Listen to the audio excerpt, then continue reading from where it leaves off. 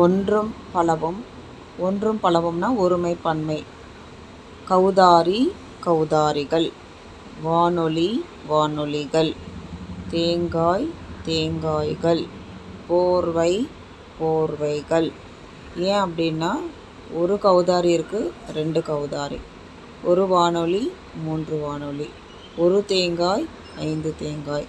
ஒரு போர்வை 3 போர்வைகள் அப்படின்னு சொல்லிட்டு நம்ம ஒன்று நிறைய இருக்குது. அதனால் நம்ம என்ன பண்ணுறோன்னா ஒருமை பன்மை அப்படின்னு சொல்கிறோம். சிங்குலர் ப்ளூரல் அப்படின்ட்டு. கௌதாரி கௌதாரிகள். வானொலி வானொலிகள். தேங்காய் தேங்காய்கள். போர்வை போர்வைகள். வானொலி வானொலிகள். போர்வை போர்வைகள்.